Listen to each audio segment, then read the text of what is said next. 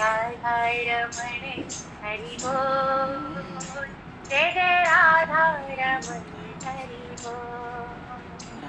केशव माधव गोविंद बोल, केशव माधव गोविंद बोल, केशव माधव गोविंद बोल, केशव माधव गोविंद बोल। जय जय राधा रमण हरि बोल, जय जय राधा रमण हरि बोल, जय राधा रमण हरि बोल, जय जय राधा रमण हरि बोल।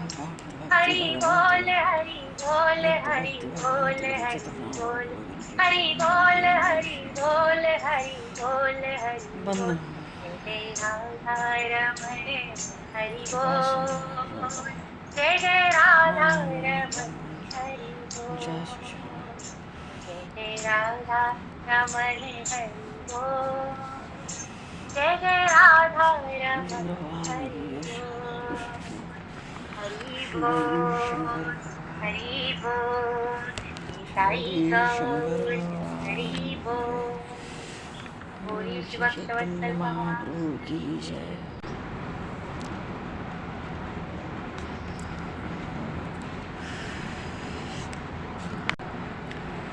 अनंत कोटि ब्रह्मांड नायक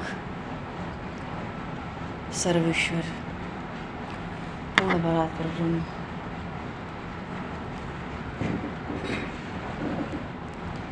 असंख्य कल्याण गुणगणनिलय भक्त वांक्षा कल्पतरु शरणागत वत्सल भक्त वत्सल दीनबंधु दया सिंधु भगवान श्री सीताराम जी महाराज की असीम कृपा करने से श्री हनुमान जी महाराज की परम पावन भावों सन्निधि में महापुरुषों की भावों में उपस्थिति में एवं आप सभी श्रद्धालु भक्त वैष्णवों की मंगल सन्निधि में मानव जीवन का सर्वोत्कृष्ट फल भगवत गुणगान भगवत स्मरण का लाभ हम सभी आश्रय कामदायक आश्रय के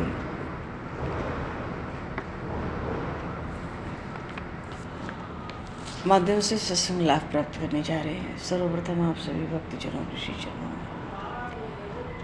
भगवत भाव से सादर वंदन सादर नमन। आप सभी को यथायोग्य जय सिया राम, जय जय श्री राधे, हरि शरणम नताय गौर हरि बोल। बरहा पीडम नटवर वपुः कर्णियो कर्णिकारम,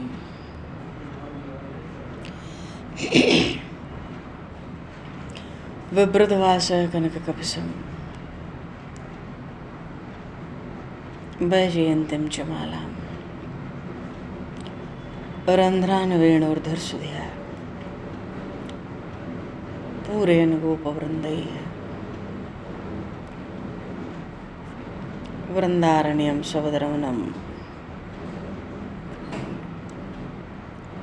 प्राविशद् गीतकीर्ति। बोले श्री नंदन श्याम सुंदर भगवान की जय, श्री चैतन्य महाप्रभु की जय। सर्वप्रथम आज चैत्र मास की शुक्ल पक्ष की कामदायी एकादशी सभी श्रद्धालु भक्त वैष्णव को खूब खूब बधाई और शुभकामनाएं। बोलिए श्री काशी महारानी की जय।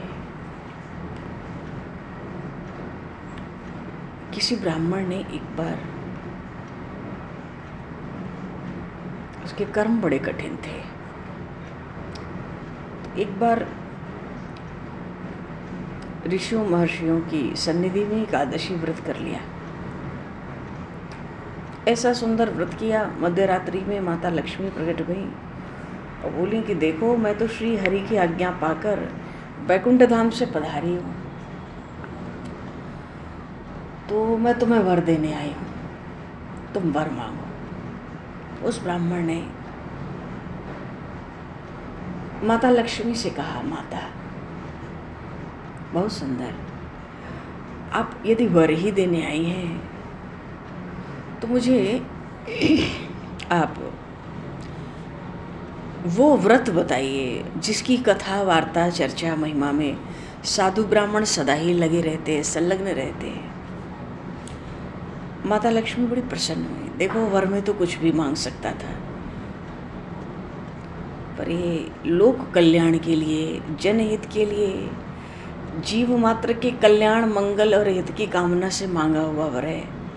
ये तो वर तो वो कुछ भी मांग सकता था उस समय, वो भी महालक्ष्मी भगवती प्रत्यक्ष थी, पर उसने कहा वो व्रत बताइए जिस व्रत की महिमा कथा वार्ता चिंतन चर्चा में सब साधु ब्राह्मण संत महात्मा लगे रहते हैं।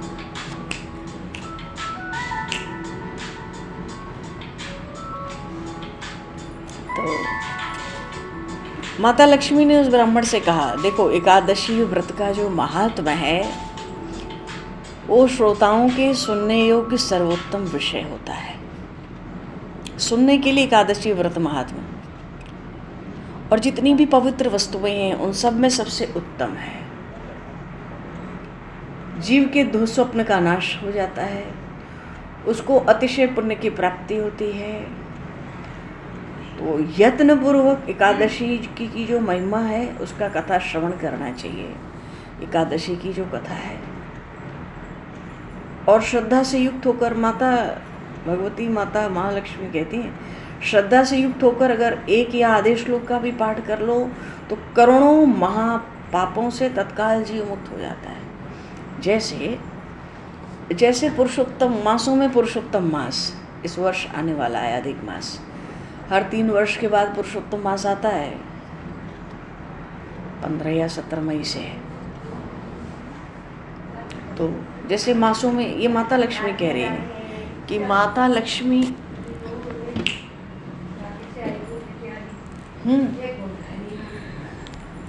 माता लक्ष्मी जैसे कहते हैं ना कि अगर एक श्लोक का भी पाठ कर लिया एकादशी महात्मा में, कीर्तन में, तो उससे जीव बड़े बड़े ब्रह्म हत्या आदि जैसे पापों से भी मुक्त हो जाता है। तो पक्षियों में जैसे गरुड़ जी महाराज सर्वश्रेष्ठ हैं, नदियों में श्री गंगा मैया, गंगा गंगा गंगा जय गंगा माई। जैसे मासों में सर्वोत्तम होता है पुरुषोत्तम मास, वैसे ही माता भगवती महालक्ष्मी कहती हैं तिथियों में सर्वोत्तम तिथि है एकादशी।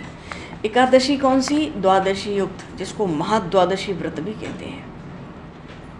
और माता लक्ष्मी तो ये भी कहती हैं, हे ब्राह्मण, आज भी समस्त देवता एकादशी व्रत के लोभ से भारतवर्ष में जन्म लेने की इच्छा करते हैं। इसलिए जो लोग, जो मनुष्य मेरे प्रभु भगवान नारायण के नाम में सदा भक्ति पूर्वक उनका जो जप करते हैं, ध्यान करते हैं, उनका स्मरण करते हैं, ब्रह्मा आदि जो बड़े बड़े देवता हैं वो भी उनका सदा वंदन करते हैं। और जो लोग श्री हरि के नाम जप में संलग्न हैं, उनकी लीला कथाओं में, कीर्तन में तत्पर हैं और निरंतर भगवान श्री हरि के पूजन में लगे हुए हैं, ऐसे मनुष्य तो हे ब्राह्मण, ऐसे मनुष्य कलयुग में कृतार्थ हैं।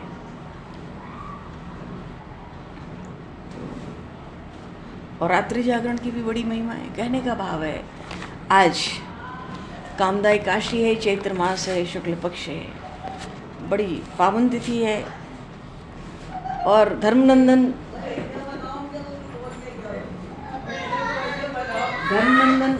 महाराज युधिष्ठिर जी जब भगवान श्री कृष्ण से पूछते हैं, प्रभु ये चैत्र मास के शुक्ल पक्ष की एकादशी कौन सी है और क्या महत्व है, पद्म पुराण का प्रसंग है। भगवान श्री कृष्ण ने उनको कामदा एकादशी की महिमा सुनाई। ऐसी अद्भुत कामदा एकादशी है। और पद्म पुराण में सूत जी महाराज भी 26 एकादशियों के नाम का कीर्तन कर रहे हैं। मानो श्रवण और उच्चारण दोनों, कहना और सुनना दोनों मिला के कीर्तन भक्ति होती है। और ये कह के फलस्तुति कि इन 26 नामों का, एकादशी के 26 नामों का जो उच्चारण भी कर लेगा उसको एकादशी व्रत में, पारण में, उद्यापन में जिस प्रकार की कोई त्रुटि हो तो उसको पूरा पूरा फल, वो त्रुटि दूर हो जाती है, दोष दूर हो जाता है, पूरा पूरा फल प्राप्त हो जाता है। बोले एकादशी महारानी की है, ऐसी अद्भुत महिमा है। तो हम लोग भी एकादशी महारानी के 26 नामों का कीर्तन करेंगे। कितना लाभ है एकादशी के 26 नामों का उच्चारण करने मात्र से। सूत जी महाराज कहते हैं 88,000 शौनक आदि 88,000 ऋषियों को उत्पन्ना मोक्षदा चापी सफला पुत्रदा तथा षट्लाख्या जयाख्या विजया अमल की विजय पाप मोचनी काख्या च कामदा च वृथ्वी मोहिनी च पराख्या च निर्जला योगिनी तथा विष्णुर्देवशयनी पवित्रा पुत्रदा तजाम परिवर्तनेन्द्राख्या तथा पाषाण कुशारमा देवोत्थानीति च प्रोक्ताश्चतुर्विंशति नाम भी द्वयी चाप अधिक मासस्य पद्मनी परमेति च।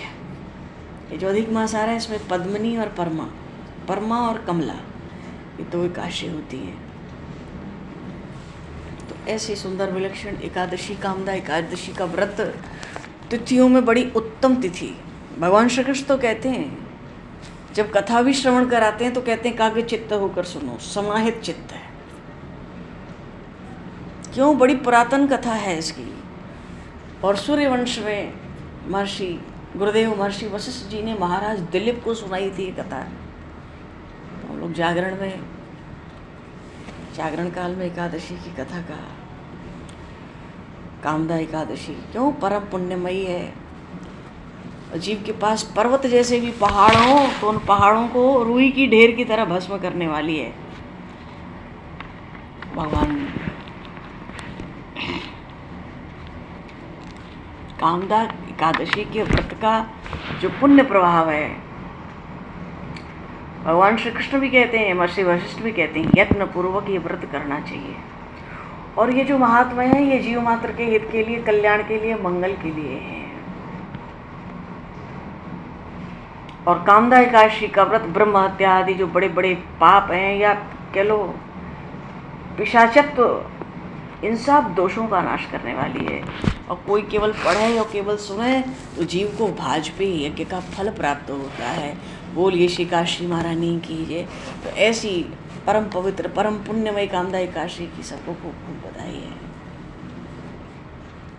और शुभकामनाएं। एकादशी महारानी जीव मात्र को कलयुग में सहज ही भव सिंधु से पार कर रही हैं। जीव के लिए गर्व का निवारण कर रही हैं, भव सिंधु से पार लगा रही हैं। साथ में भगवान की प्रेममयी भक्ति प्रदान कर रही हैं, भगवत दर्शन प्रदान कर रही हैं। तो ऐसा सुंदर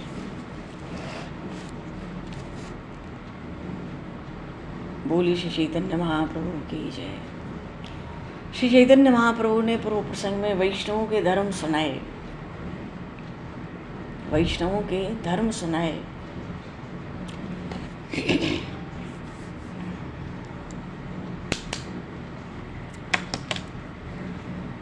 और वहाँ पर महाप्रभु ने जो सार बात थी, क्यों श्री रघुनाथ दास जी का हम लोगों ने उत्कट वैराग्य देखा और उन्हीं को शिक्षा दिया महाप्रभु जी ने। और श्री रघुनाथ दास जी महाराज अवस्था बड़ी कम है और श्री जगन्नाथपुरी में महाप्रभु के श्री चरणों में 16 वर्ष तक निवास किए। महाप्रभु ने उनको शास्त्रों का सार वैष्णव धर्म के रूप में उनको सुनाया, जिसका सार यही था कि भगवान का नाम का जप और कीर्तन सार बात है वैष्णव के लिए। और भगवान नाम का स्मरण जीव को परमात्मा की प्रेम की प्राप्ति कराने वाला है।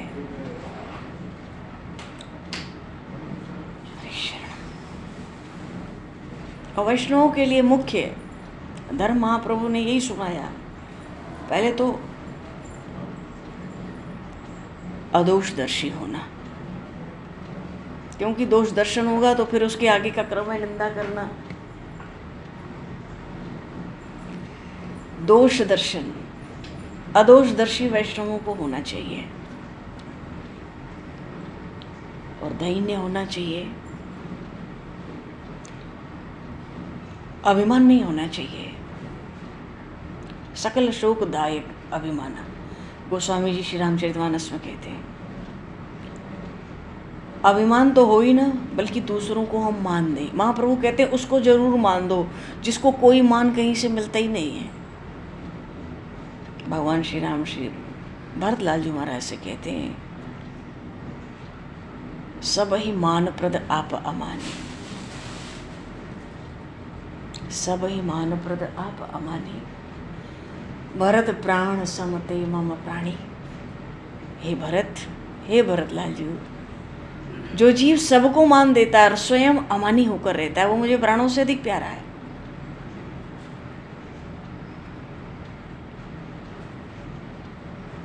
तो महाप्रभु जी कहते हैं अमानी होकर दैन्य के साथ अदोषदर्शी होना, वृक्ष के समान सहनशीलता रखना और तृण से छोटा बन के रहना और फिर भगवान नाम का स्मरण करना, इससे प्रभु प्रेम की प्राप्ति होती है। और यही वैष्णवों का मुख्य धर्म है। बोलिए श्री चैतन्य महाप्रभु की जय।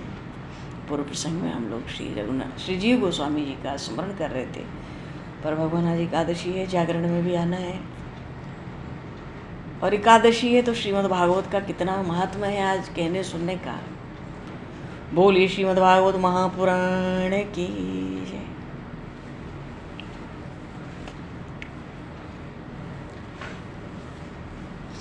संपूर्ण श्रीमद् भागवत महापुराण का सार है, सब में भगवत दर्शन, जिसको गोस्वामी जी श्री रामचरितमानस में कहते हैं सिय राममय सब जग जानी, सिय राममय सब जग जानी, करहूँ प्रणाम जोरी जुग पाऊँ। जय जय सिया राम जय, जय जय सिया राम, जय जय सिया राम जय, जय जय सिया राम, जय जय सिया राम जय, जय जय सिया राम।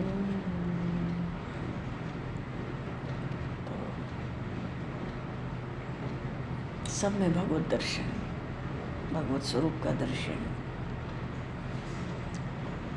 पर महाप्रभु जी ने एक जगह कहा जो अनुग्रह सृष्टि के जीव हैं, भगवान की अनुग्रह सृष्टि के जो जीव हैं वही सब में भगवत दर्शन कर पाते हैं।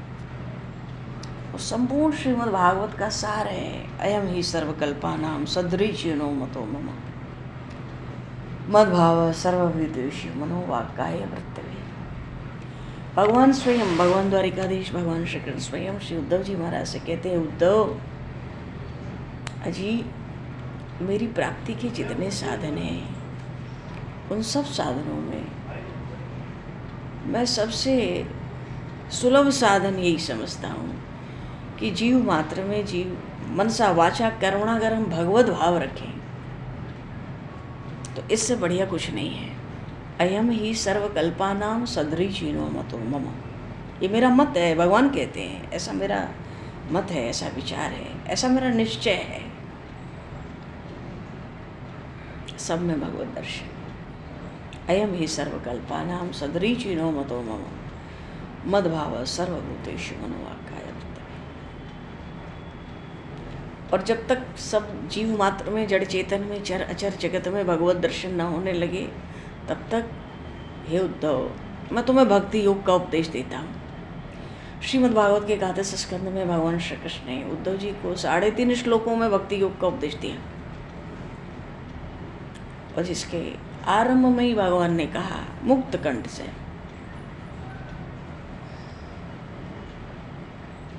श्रद्धामृत कथायाम में शश्वन मदन कीर्तनम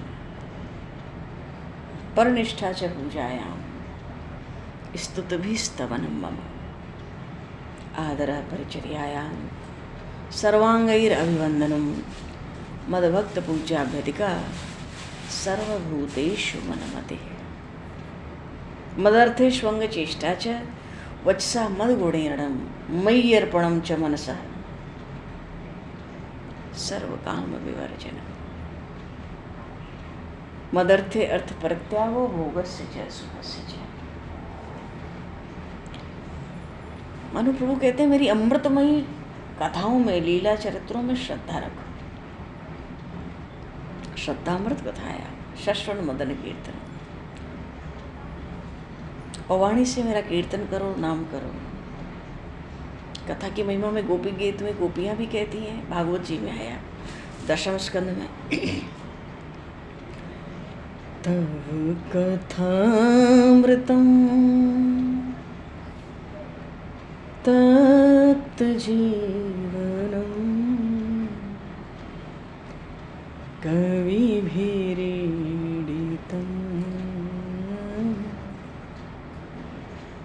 कल्मषापहम्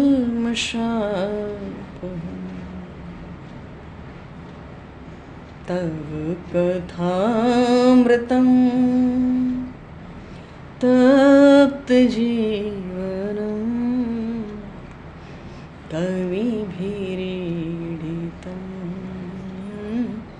कल्मषापहम् श्रवणमङ्गलम् श्रीमदाततं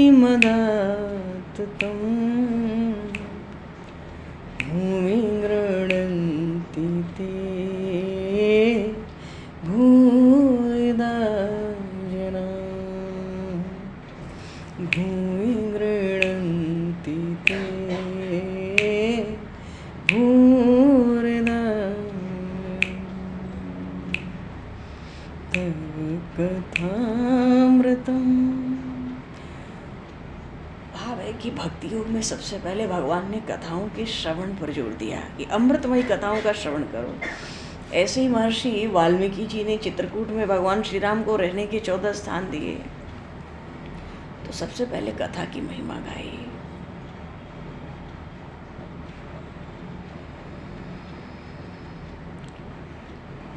क्या चौपाई बड़ी सुंदर है अयोध्या कांड में।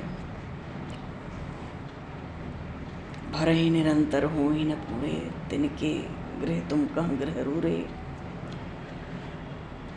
क्या है आगे? हाँ, जिनके हृदय समुद्र समाना, जिनके हृदय समुद्र समाना, कथा तुम्हारी सुभग सरना। भर ही निरंतर हो ही न पूरे, तिनके ही तुम कहाँ गृह रूरे। जय जय सिया राम, जय जय सिया राम। महर्षि वाल्मीकि ने भगवान राम को रहने के लिए 14 स्थान बताए। सबसे पहले बताया जो दिन रात आपकी कथा सुनते हो फिर भी तृप्त नहीं होते, आप ऐसों के हृदय में अपना घर पक्का मजबूत बनाकर रहो, आप घर मकान बना के रहो। ऐसा गीता जी में भी भगवान ने कहा, हे उद्धव, हे अर्जुन, मत चित्ता मदगद प्राणा बोधयन्तः परस्परम। मत चित्ता मदगद प्राणा बोधयन्तः परस्परम कथयन्तस्य मां नृत्यं तुष्यन्ति च रमन्ति च और तेषां सतत युक्तानां भजतां प्रीतिपूर्वकम्। तेषां सतत युक्तानां भजतां प्रीतिपूर्वकम् ददामि बुद्धियोगं त्वमेन मां पयान्ति ते। मत चित्ता, मुझ में मन चित्त लगा के, मदगद प्राणा, मुझ में प्राण भी स्थिर करके, बोधयन्तः परस्परम, जो आपस में मेरी लीला कथाओं की चर्चा करते हैं, मेरा स्मरण चिंतन करते हैं। कथयन्तश्च, माम नित्यम, जो नित्य ही मेरा कथा कीर्तन करते हैं, तुष्यंति च रमंति च, उसी में संतुष्ट रहते हैं, उसी में रमण करते रहते हैं। ऐसे भक्तों को हे अर्जुन, तेषाम सतत युक्तानाम भजताम प्रीतिपूर्वकम, जो बड़े प्रेम से सतत मेरा चिंतन स्मरण भजन करते हैं, ददामि बुद्धि योगम तम, मैं उनको ऐसा बुद्धि योग देता हूँ, वो बहुत शीघ्र मुझे प्राप्त कर लेते हैं। और वो विशेष बुद्धि योग यही है, सब में भगवत दर्शन, जो श्रीमद् भागवत का सार है। गीता जी में भगवान ने कहा है, जन्म नामन्ते बहु नाम जन्म नामन्ते, 7वें अध्याय में, बहु नाम जन्म नामन्ते ज्ञानवाम नाम प्रपद्यते वासुदेव सर्वमिति स महात्मा सुदुर्लभः। बहुत जन्मों के अंत के जन्म में जिसको ये सिद्धि हो जाए, जिस महात्मा को कि सब में भगवत दर्शन ही है, भगवान ही है, प्रत्यक्ष है, वो महात्मा अत्यंत दुर्लभ है। स महात्मा सुदुर्लभ, ऐसा महात्मा अत्यंत दुर्लभ है। बोलिए श्री भक्त वत्सल भगवान की जय। चलो जी, आज एकादशी है, जागरण में भी मिलना है, और सत्संग जो भी प्रभु जागरण में कथा कीर्तन सत्संग करावेंगे हम लोग करेंगे। हरि हरि बोल बोल हरि बोल, हरि हरि बोल बोल हरि बोल, केशव माधव गोविंद बोल, केशव माधव गोविंद बोल, बोल हरि बोल हरि हरि बोल, बोल हरि बोल हरि हरि बोल, केशव माधव गोविंद बोल, केशव माधव गोविंद बोल, केशव माधव गोविंद बोल, केशव माधव गोविंद बोल, केशव माधव गोविंद बोल, केशव माधव गोविंद बोल। हरि हरि बोल बोल हरि बोल, हरि हरि बोल बोल हरि बोल, हरि हरि बोल बोल हरि बोल, हरि हरि बोल बोल हरि बोल। बोलिए श्री नंदन श्याम सुंदर भगवान की, सियावर रामचंद्र भगवान की, श्री चैतन्य महाप्रभु की, श्री गौरी शंकर भगवान की, श्री हनुमान जी महाराज की, सब संतन की जय, सब भक्तन की, सद्गुरुदेव भगवान की। भगवान समय को दृष्टिगत करते हुए आज यहीं पर वाणी को विराम। वाक्य पुष्पांजलि प्रभु के श्री चरणों में सादर समर्पित। आप सभी को भी यथा योग्य जय सिया राम, जय जय श्री राधे, हरि शरणम निताई गौर हरि बोल। जय सिया राम, जय जय श्री राधे, हरि शरणम निताई गौर, जय सिया राम, जय जय श्री राधे, जय सिया राम, जय सिया राम, राधे राधे, जय सिया राम, जय जय श्री राधे, हरि शरणम निताई गौर, हरि बोल, हरि बोल।